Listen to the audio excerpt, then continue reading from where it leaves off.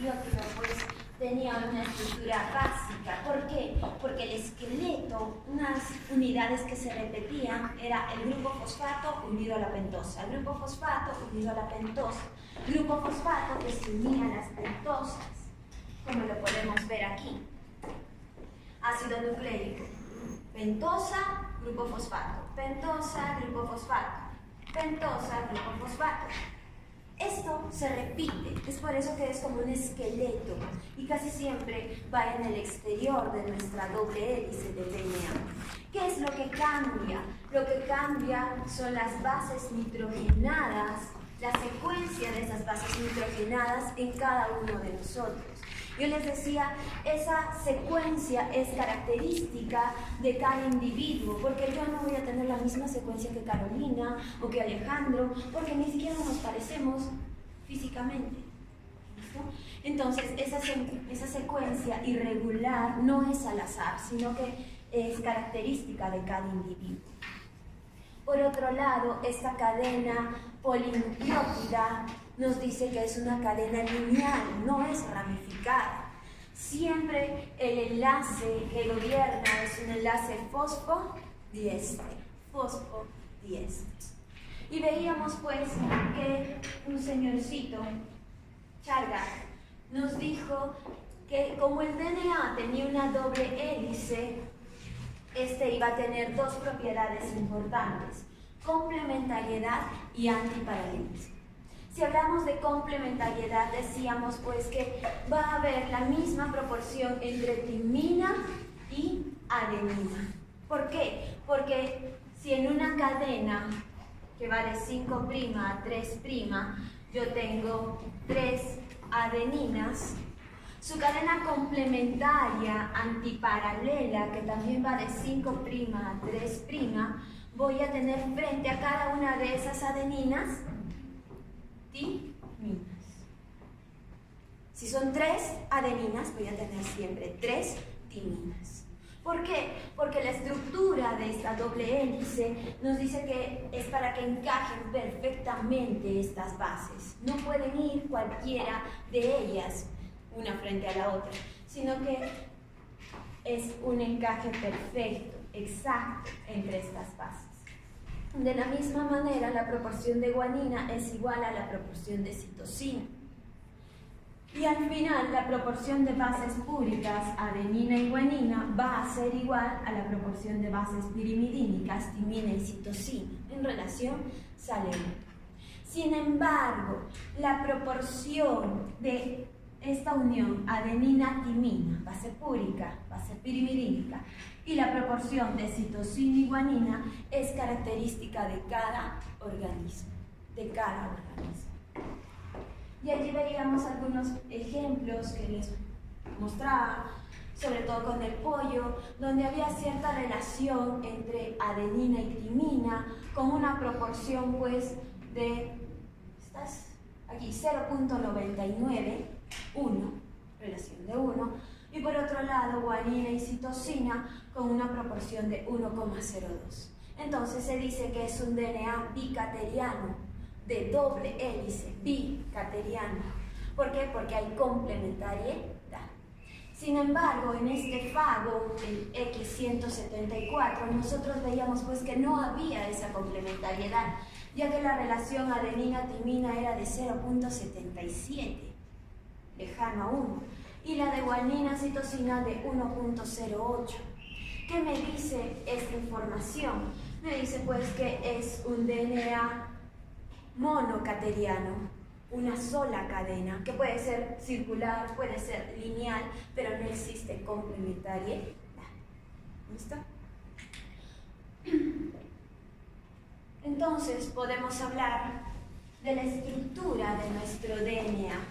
Para ello, nosotros sabemos que esas cadenas están formando una doble hélice. Está una frente a la otra, pero no son rígidas, no son estáticas, sino que están formando una doble hélice. ¿Y quién propuso esa conformación tridimensional de nuestro DNA? Watson y Crick. En 1953 nos dicen pues que Watson y Crick propuso nuestra conformación tridimensional del DNA. Ellos dijeron, sí, tienen razón, son dos cadenas complementarias unas a otras, pero están en doble hélice, en espiral. Esa espiral gira hacia la derecha.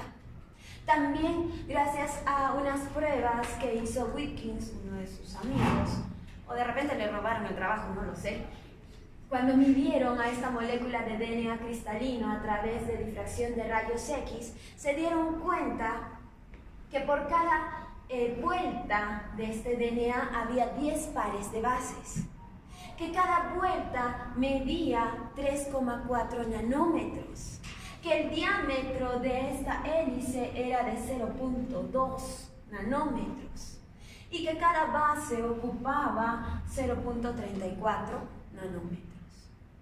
Medidas ya de nuestro DNA que luego fueron confirmadas por diferentes estudios. Pero nos dice pues que el DNA que está en nuestro interior normalmente tiene una forma de doble hélice en espiral que gira hacia la derecha, que aproximadamente hay 10 pares de bases en cada vuelta. Si yo hablo de 10 pares de bases, ¿de cuántos nucleótidos estoy hablando?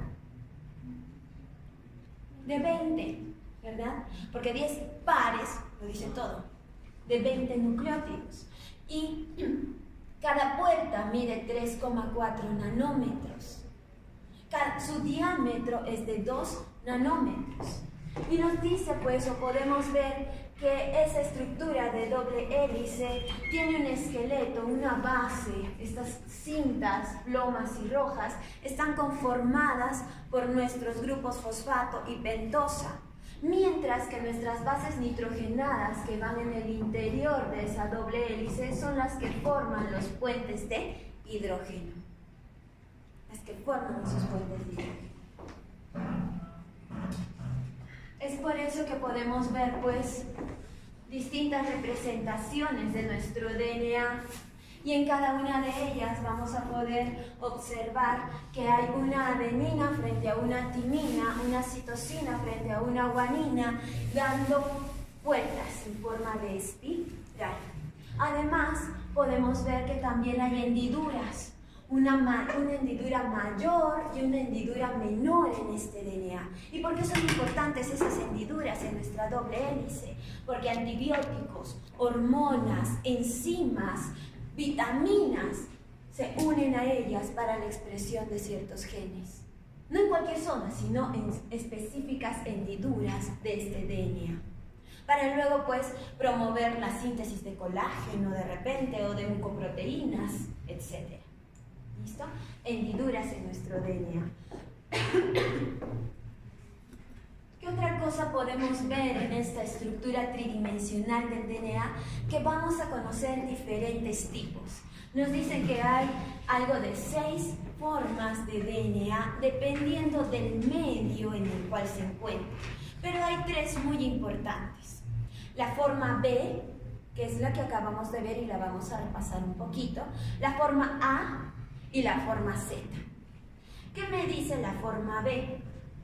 La forma B predomina en condiciones fisiológicas. Si predomina en condiciones fisiológicas, significa que el medio en el cual se encuentra este DNA no es altamente saturado de sales, sino que la concentración salina es baja. ¿Listo? Concentración salina baja. Y además va a contener una alta hidratación, gran cantidad de agua a su alrededor.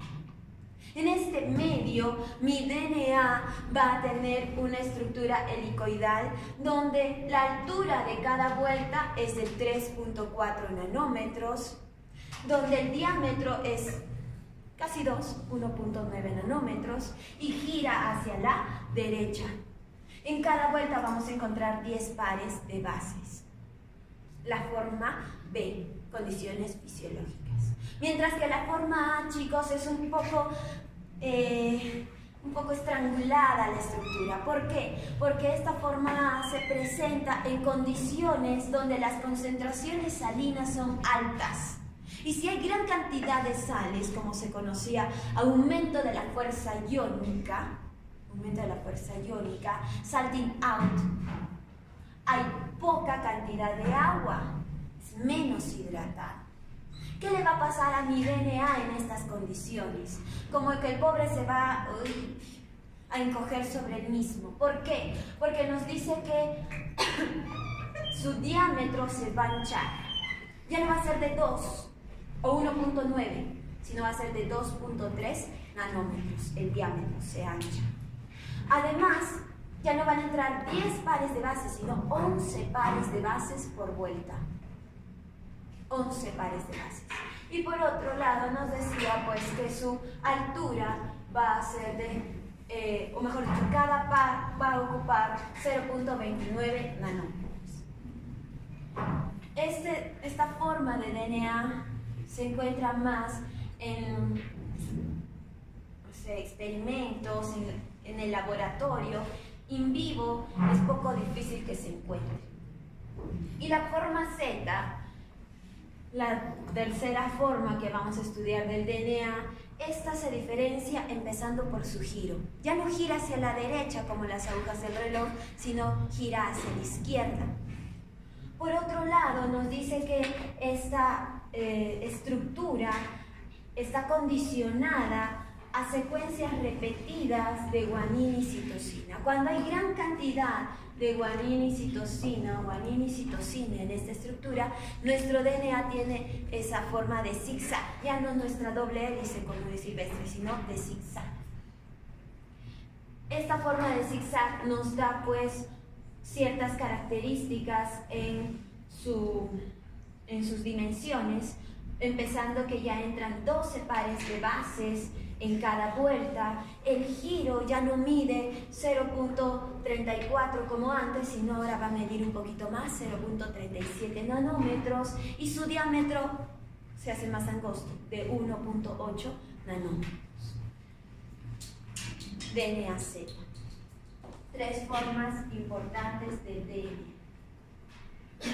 Este DNA se puede desnaturalizar. ¿Qué significa que el DNA se desnaturaliza? ¿Se rompe toda su estructura? ¿Hasta la secundaria? No. Bueno, a decir verdad, sí, se rompe la estructura secundaria, que está conformada por los puentes de hidrógeno. ¿Listo? En este DNA, bueno, eso no lo hemos comentado, en el DNA también existen 4 estructuras: primaria, secundaria, terciaria y cuaternaria. La estructura primaria está relacionada a la cadena polinucleótida. La secundaria está relacionada a la doble hélice, puentes de hidrógeno.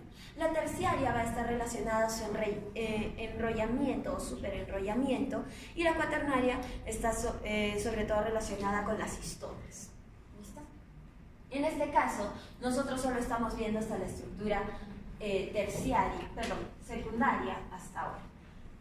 En la desnaturalización del DNA, como ha dicho Alejandro, lo que se va a romper son los puentes de hidrógeno que hay en esta doble hélice. ¿Listo? Puentes de hidrógeno. ¿Y cómo? ¿Por acción de qué? Por acción de ciertos agentes que pueden romper, competir con estos puentes de hidrógeno. Entre ellos, ¿fuerte? No, las DNAsas, no. Va a ser el calor, pHs extremos, concentración de las sales, sobre todo la formamida, la urea. Ellos me pueden afectar a mis puentes de hidrógeno. ¿Y qué va a pasar? Para ello, pues, yo tengo un DNA de doble hélice conocido como DNA nativo, porque este DNA nativo es lo normal, de cómo se encuentra en mi célula. Este DNA nativo, en presencia de un agente desnaturalizante, por ejemplo, la temperatura, va a provocar que esos puentes de hidrógeno que estaban formados por nuestras bases nitrogenadas se rompan. Al romperse, mi DNA pierde su estructura de hélice y las cadenas se abren. Puedo tener un DNA parcialmente desnaturalizado o puedo llegar hasta un DNA totalmente desnaturalizado. Pero ojo, lo único que he hecho es separar cadenas polinucleotídicas. Nada más. Como hemos dicho, el aumento de la temperatura, los pHs extremos, la disminución de la constante dieléctrica, de repente por allí algunos solventes me pueden afectar a esta desnaturalización del DNA. Que lo que rompen debilitan interacciones hidrofóbicas y rompen los puentes de hidrógeno. ¿Cómo eran las interacciones hidrofóbicas? ¿Entre quiénes se daban las interacciones hidrofóbicas? ¿Se acuerdan?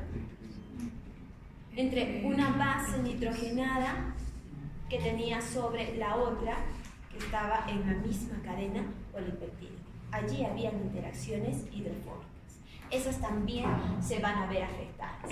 Los pHs extremos, chicos, acuérdense que nuestras bases púricas y pirimidínicas se comportaban como bases débiles, entonces podían cargarse. Es por eso que los pHs extremos, ya sean muy ácidos o muy alcalinos, me pueden desnaturalizar al DNA. En cuanto a esta desnaturalización del DNA, nosotros vamos a ver ciertas propiedades del DNA que se van a afectar. La primera de ellas tiene que ver con la absorción de luz ultravioleta. Pero para poder hablar de esa absorción de luz ultravioleta, tenemos que hablar de una temperatura de fusión o un melting fusion, el cual me va a explicar esta desnaturalización. Nos dice pues que cada secuencia de DNA va a tener una temperatura adecuada para poder abrir el 50% de este DNA. Cuando se abre, cuando del total de mi DNA, de mi secuencia, se abre el 50%, estoy frente a la temperatura de melting, temperatura de fusión. ¿Por qué es importante esto? Porque esta temperatura de fusión depende del contenido de citosina y guanina. Pregunto, cuando citosina y guanina se juntaban, ¿cuántos puentes de hidrógeno creaban? 3. Por lo tanto, es mucho más difícil romper 3 puentes de hidrógeno que romper 2 de adenina y timina. Entonces, mientras la secuencia tenga mayor cantidad de citosina y guanina, voy a necesitar más temperatura para poder romper esos puentes de hidrógeno, ¿cierto? Entonces, cada organismo va a tener una temperatura de fusión característico por las secuencias, por el contenido de guanina y citosina que tenga en su DNA. Si comparamos solamente entre bacterias, E. coli, la Pseudomonas y el Staphylococcus aureus, vamos a ver que tienen diferentes temperaturas de fusión. ¿Por qué? Porque cada organismo tiene diferente cantidad de citosina y guanina. ¿Listo? Lo que vemos aquí, por ejemplo, es una desnaturalización. Tengo a mi DNA nativo de doble hélice, el cual en presencia de una temperatura alta, mayor a 80 grados, por si acaso, mayor a 80 grados centígrados, o pHs mayores a 13, van a provocar el desenrollamiento de las hélices.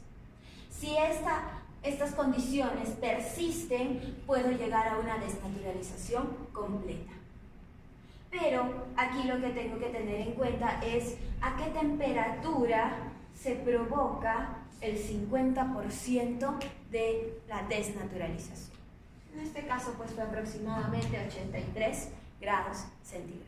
Por eso les digo, ojo con la temperatura. ¿Listo? Ustedes van a ver en la práctica que no podemos llegar a esa temperatura para poder extraer nuestro DNA. Y como les mencionaba, una de las propiedades que se pierde, o mejor, sí, una de las propiedades que se afecta en esta desnaturalización es la absorción de luz ultravioleta. ¿Quiénes absorbían luz UV? ¿Se acuerdan? Las pentosas, grupo fosfato, las bases nitrogenadas. ¿Quiénes? Gracias, las bases nitrogenadas. Las bases nitrogenadas, por su estructura aromática, podían absorber luz ultravioleta. Pero nos dice que cuando el DNA se desnaturaliza, esta absorción de luz aumenta y se da el famoso efecto hipercrómico. ¿Por qué? Porque cuando yo tengo un DNA nativo de doble hélice, ¿dónde se encuentran estas bases? ¿Expuestas? No, están en el interior, están cubiertas. Por lo tanto, van a absorber el 30, el 40% de lo que realmente deberían de absorber. Pero cuando se empieza a desnaturalizar, es como una flor, empiezan a estar expuestas a la solución. Por lo tanto, van a absorber mayor cantidad de luz UV. ¿Listo? Nos dice pues que a la doble, por ejemplo, si lo vemos aquí, la doble hélice tiene una absorbancia de luz a 260 nanómetros, de aproximadamente el 30 al 40% de lo que realmente debe de tener cuando el DNA ya está desnaturalizado. ¿Listo? Entonces, si el DNA está desnaturalizado, ¿aumenta o disminuye la absorción de luz UV? Aumenta. ¿Listo? Cuando el DNA está desnaturalizado, la absorción de luz aumenta. ¿Qué otra propiedad se ve afectada? La rotación óptica. Nos dice pues que el DNA normalmente puede rotar la luz entre 100 a 150 grados cuando es un DNA nativo. Pero cuando el DNA está desnaturalizado, esa rotación de luz disminuye. Puede llegar a valores de 5, de 10, 5, hasta valores negativos, disminuyendo la rotación óptica de esa luz. Por otro lado, la viscosidad también se ve afectada. Nos dicen que el DNA, por lo mismo que su estructura es larga, algo rígida, va a ser viscoso. Pero cuando se desnaturaliza, se separan las hebras, esa viscosidad disminuye. ¿Listo? Entonces, la absorción de luz aumenta, la rotación óptica disminuye y la viscosidad disminuye cuando el DNA se desnaturaliza. ¿Listo? En cuanto a la desnaturalización, el peso molecular del DNA, nosotros podemos estudiarlo gracias a, ya en nuestros tiempos, a la electroforesis. Con una simple corrida electroforética, comparándolo con pesos moleculares, yo puedo saber cuánto pesa mi DNA, cuántos Daltons pesa. Antes era un poquito difícil poder encontrar ese peso molecular. A decir verdad, por lo mismo que era una estructura larga, al momento de extraerla, fácilmente esta se podía romper por los métodos que antes se usaban. Entonces, se vieron en la necesidad de utilizar otros métodos poco comunes, entre ellos estaba la difracción de rayos X. Cuando el DNA cristalino era expuesto a estos rayos X, se tomaban diferentes imágenes. Y estas imágenes se podían medir las longitudes de la molécula en estas fotografías. Y veíamos pues que un nucleótido tenía una longitud de 0.34 nanómetros. Un nucleótido. Un par de nucleótidos pesaba 670 Daltons. Entonces, conociendo el número de pares de nucleótidos, podíamos hallar el peso molecular. Por ejemplo, si decíamos que yo tenía una secuencia de 150 pares de bases, ¿cuál sería el peso molecular entonces de esta secuencia? Si yo sé que un par de nucleótidos pesa 670, sencillamente lo multiplico, ¿cierto? Lo multiplico. Chicos, en este caso, nosotros podemos decir que el DNA humano tiene un peso molecular que va de 9 por 10 a la 8 a 2 por 10 a la 9 Daltons. Estamos hablando de un número enorme, 10 a la 8, 10 a la 9 Daltons. Peso molecular de nuestro DNA. Ese es un dato que no se pueden olvidar, que para biología molecular les va a servir. ¿Listo? 10 a la 8 a 9 a la, o 10 a la 9 Daltons, peso molecular del DNA. Y allí terminaría nuestra secuencia de doble hélice del DNA. Vamos a ver al RNA de manera muy resumida. A las justas vamos a ver 3 tipos de todos los que se conocen. Entonces, de una u otra manera se les está reduciendo la carga en este tema. ¿Listo? El RNA, por el contrario, nuestro DNA va a tener ciertas características que lo van a hacer una molécula específica para otras funciones. La primera de ellas es que nuestro RNA está conformado por por una pentosa llamada ribosa. Va a tener todos sus grupos hidroxilo. Por otro lado, va a tener una base específica llamada uracilo. Pero ojo, también podemos encontrar timidinas. También vamos a encontrar ciertas timidinas. Por otro lado, nos dice que es un filamento de una sola cadena. ¿Eso significa que aquí habrá complementariedad? No va a haber complementariedad. El número o la cantidad o la proporción de adeninas no va a ser igual a la proporción de timinas. No hay complementariedad. Se puede enrollar sobre sí mismo mediante formación de pares de bases en algunas secciones de la molécula. Como lo vemos aquí, es una sola cadena polinucleotídica, pero he encontrado pues la forma de tener puentes de hidrógeno, de tener una doble cadena en una sección. ¿Y dónde vamos a ver eso? Sobre todo en nuestro RNA de transferencia. ¿Listo? Allí vamos a poder ver a esa, no me acuerdo exactamente el nombre que le ponen para formar esas horquillas. Por otro lado, podemos mencionar que nuestro RNA va a tener diferente localización celular. ¿En dónde se encuentra el RNA? ¿En el núcleo? Sí, va a haber un RNA mensajero inmaduro en el núcleo. En el citoplasma, allí es donde abundan la mayoría de nuestros RNAs. ¿En la mitocondria habrá? Sí, porque vamos a tener un DNA mitocondrial, por lo tanto de él también van a salir para la síntesis de proteínas. ¿Listo? Entonces, vamos a conocer diferentes RNAs.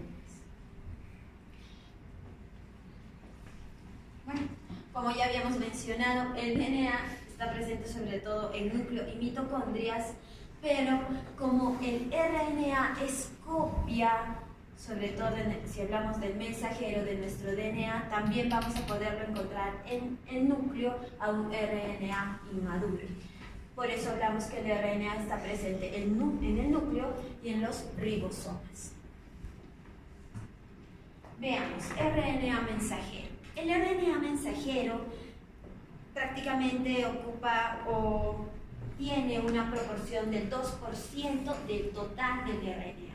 Es pequeñita la cantidad que vamos a encontrar.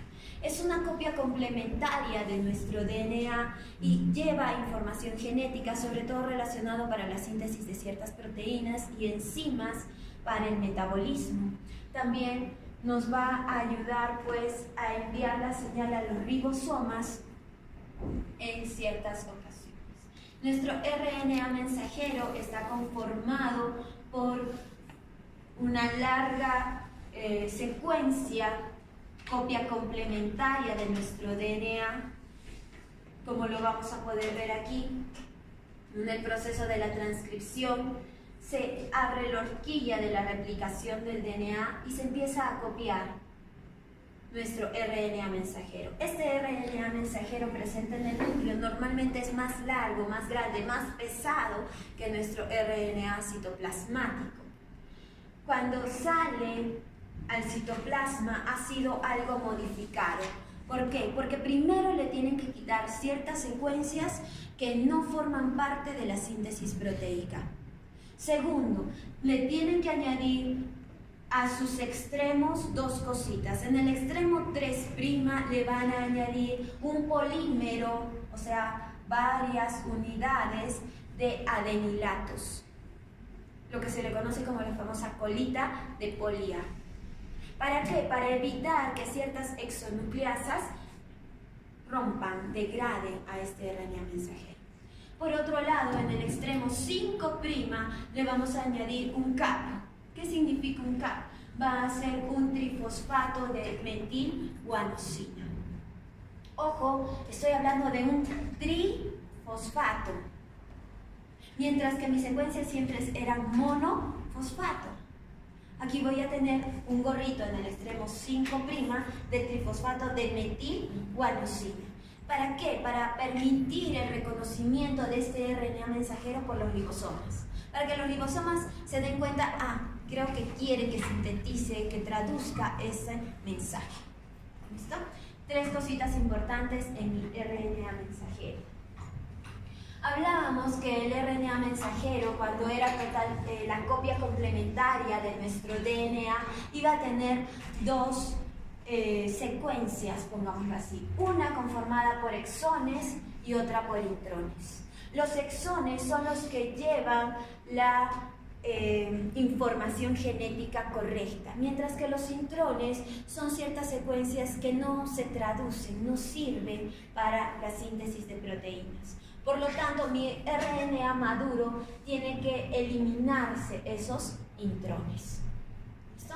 Tenemos que eliminar esos intrones, añadir la cola de poli A, añadir a nuestro trifosfato de metilguanosina y recién puede ser alcanzado por los ribosomas. RNA mensajero.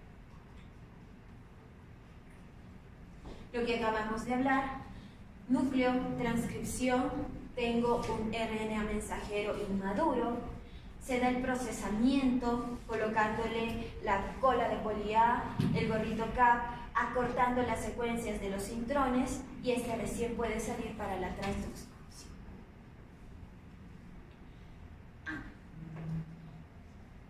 En células eucariotas, este RNA mensajero normalmente es monocistrónico.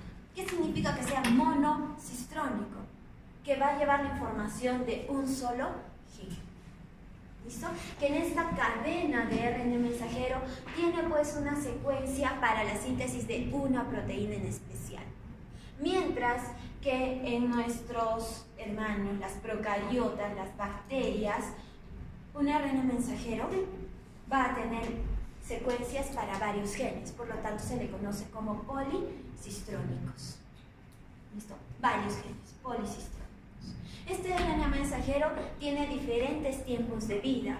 En las células eucariotas, en el ser humano, por ejemplo, puede llegar hasta 3, 6, 10 horas, pero en las procariotas, a la justa llega a 2 minutos, no más.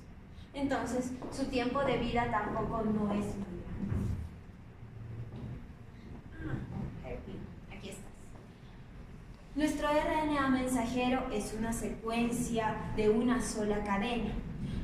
Poco difícil que forme estas horquillas como las que vemos aquí.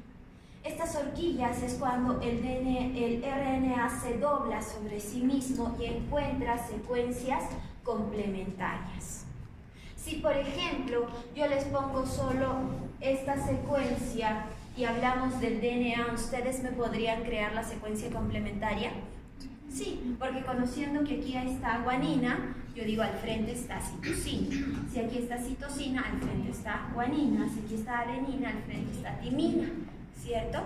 Pero si yo hablo del RNA, no puedo deducir eso. Todo va a depender del RNA del cual estemos hablando y si es que puede o no formar esas horquillas. En este caso, la estructura resultante es una forma básica de la estructura secundaria de muchos RNAs. Entre ellos, el RNA de transferencia. Este RNA de transferencia tiene una estructura clásica, no sé si ustedes se acordarán de esa hoja de trébol. ¿Por qué es esa hoja de trébol? Porque tenemos pues secuencias que se pueden complementar en una sola cadena. Además nos dicen que estos RNA de transferencia tienen ciertas características que lo diferencian del resto. La primera de ellas es que es soluble en agua. ¿Por qué es soluble en agua? Porque es un RNA pequeñito, es una cadena pequeña, las justa 75 nucleótidos, pequeño. Por otro lado, su peso molecular es menor, 25.000 daltons nada más. Y nosotros hablábamos de 10 a la 8, 10 a la 9 en el DNA. Otra característica importante es que el 10% de sus bases están metiladas. En nuestro RNA mensajero vamos a ver, sobre todo en procariotas, que también existen bases metiladas, pero en un porcentaje menor, mientras que en el RNA de transferencia tienen un mayor porcentaje de bases metiladas. Existen más de 60 RNAs de transferencia. ¿Pero por qué? ¿Para qué me sirve un RNA de transferencia? ¿Qué va a transferir? ¿Qué va a cargar? ¿Qué va a llevar? Nos dice que se encargan de transportar aminoácidos. ¿Cuántos aminoácidos me sirven para la síntesis proteica? 50. 20. 20, correcto. ¿Y por qué hay más de 60 tRNAs? Porque un aminoácido puede tener varias secuencias o tripletes que lo pueden al final traducir. En este caso, bueno, ponen por ejemplo a la leucina, la cual cuenta con 5 tRNAs que lo pueden transportar para la síntesis proteica. ¿Listo? Nos vamos a quedar aquí para continuar la próxima clase. Y por favor vayan estudiando, porque si es que se les sorprende con un pasito o algo, ya están preparados.